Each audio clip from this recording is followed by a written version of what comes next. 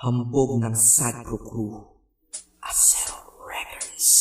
Isang beses pa lang ako na nagmahal ng ganito. Hindi ang isip kung hindi ang puso ang ginamit ko. Sa sobra kong pagmamahal naging bulag-bulagan. Ipinagpilitan kahit na ipagtulak-tulakan. At imbis na ako ang magalit, ako'y nagpakumbaba. Kasi nga mahal kita, kaya ko yan nagagawa. Hinihingi ko lang naman sa'yo ay mahalin mo lang. Yun lang naman ang gusto ko eh.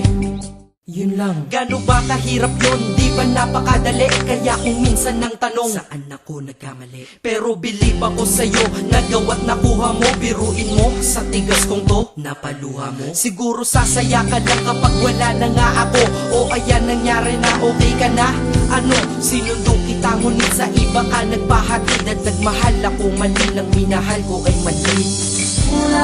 Kulang ba? Hindi pa ba sapat? Inubos kong lahat. Panahon ko sa'yo, anong gagawin? Di mo pinapansin.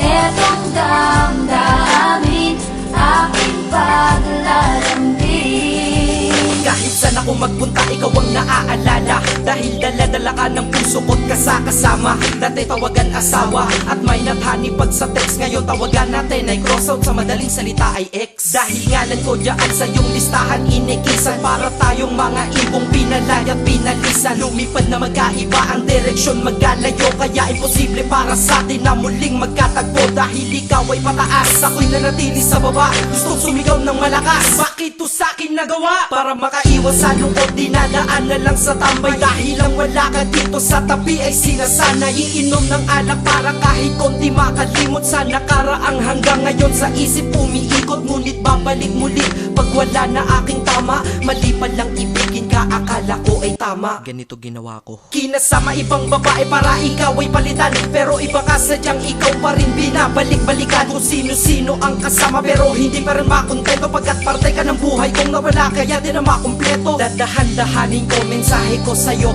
para kahit kaunti man lang tumagusto sa puso mong nara. At sana isagutin mo ang huli kong katanungan, bakit mo ako iniwan, saan ako nagtanong? Bakit pa sa mundong to may mga taong hindi marunong makontento? Mga taong manloloko, kami naman tong mga nagpapaloko.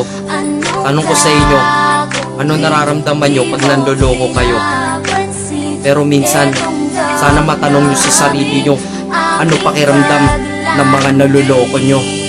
Dito sa mundo ay merong dalawang klase ang mga tao. Una doon ang manloloko, pangalawa ang naloloko. Malas lang at nagkataon sa pangalawa ako nahanay. Swerte mo sa una ka, kaya manakit ikay nasanay. May mahina, may malakas, kung may dilim merong liwanag. Ngunit ang nadarama sa'yo hindi mapaliwanag. Masasabi nyo ba na ako'y tangat isang hangal? Mali kayo doon, ako'y dakila at lubos ng magmahal. Kailangan ba talagang lumuha upang tayo'y tumatag? Ito bang batas sa pag-iibigan na tayo'y bawal lumabag? Ang katulad nating tao lang nasasaktan at lumuluha dahil sa mga pananakit ng iba, mahirap kung humupa. Pakinggan mo to, di lang ako at hindi lang ikaw, lahat tayo'y nabiktima. Na dahil sa pagmamahal tayo'y nagmumukhang tanga. Pero hindi yun dahilan para sa akin ka bumawi. Upang sakit na yun nakaraan ng paglibangan ako ay mapawi.